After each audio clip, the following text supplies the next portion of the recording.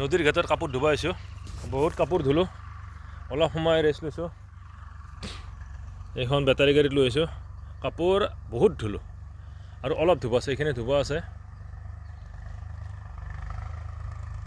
এইটো হৈছে দামাল ঘাট বুলি কয়, দামাল ঘাট। এইটো পাগলাদিয়া নদী, এইটো পাগলাদিয়া নদী বুলি কয়। চাওক, এটা কথা কি আচৰিত, মানে এতিয়া পোহৰ মাহ চলি আছে, কিন্তু ইয়াৰ একদম নদীটোৰ আমি মাজ ভাগত আছোঁ। এইটো আমাৰ চিল্লা কাকা কামলা, আৰু এই নদীৰ মাজত একদম মাজত আছোঁ, কিন্তু পানী নাই। চাওক, সেইখিনি জেগাতে পানী আছে। চব বালি পৰছে, চব বালি পৰছি, একদম বালি পৰছে। আমি 10 বছৰ কাপোৰ ধুব আহিছোঁ, কিন্তু এই পাগলাদিয়া নদীত পানী নোহোৱা হৈ গৈছে। আচৰিত সেইটোৱে, একদম নদীৰ আমি মাজতে আছোঁ। কাপোৰ প্ৰায় ধোৱা হ'ল, অলপ বাকী আছে। খন্তেক আমি অলপ ৰেষ্ট লৈছোঁ।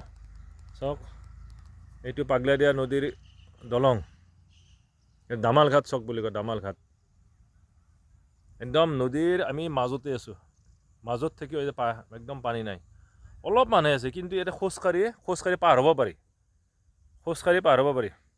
এই চিল্লা কাকাৰ বয়স কিমান, মানে 70 মান হৈছে না কাইকে?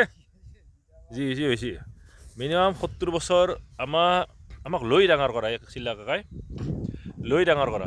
কিন্তু এই চিল্লা কাকাৰ বয়স প্ৰায় 70 বছৰ হৈ গৈছে, 70 বছৰ পাৰ হৈছে। কিন্তু এতিয়াও আমাৰ ঘৰত কাম কৰে। আজি মই 10 বছৰ কাপোৰ ধোৱাৰ কাৰণে তেওঁক মাতিছোঁ। কাপোৰ ধোৱা অলপ বাকী আছে। গতিকে চাওক, আমি কিছুমান মানে কৰ্মচাৰীসকলক মই অলপ সহায় কৰি দিওঁ। যিখিনি আমাৰ বিয়া বাৰু হৈছিল, চবৰে মানে ইটো সিটো কৰি দিয়া, খুঁটাটো কৰি দিয়া, বাঁহডাল ধৰি দিয়া, বা পাকঘৰটো বনাই দিয়া, এনেকুৱা ধৰণৰ আমি কৰ্মচাৰীসকলক হেল্প কৰি দিওঁ।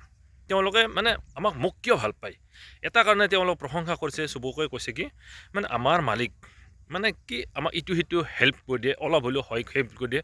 পইচাৰ ক্ষেত্ৰত যি খায় মই তাকে খুৱাওঁ।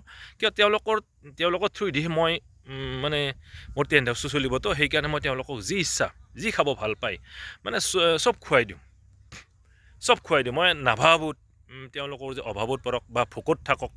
মানে তেওঁ মানুহ, ময়ো মানুহ। গতিকে এইকাৰণে মই ভাবোঁ, মানে তেওঁলোকৰ যাতে ভোকটো পেটত ৰাখি যে কাম কৰিব লগা নহয়, মালিকক বেয়া পায়, এনেকুৱা নহয়। মই তেওঁলোকক সোধোঁ কি খাব, কি নাখাব।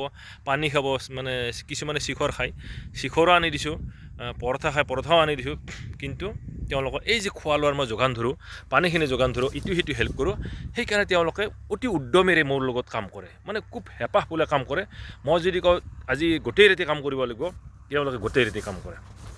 গতিকে তেওঁলোকৰ মানে হাজিৰাটো মই নাখাওঁ, তেওঁ কৰ্মচাৰীৰ যিটো প্ৰাপ্য, সেইটো মই কোনো দিন অনুভৱ নকৰোঁ। তেওঁলোকৰ মানে খাব নিবিচাৰোঁ।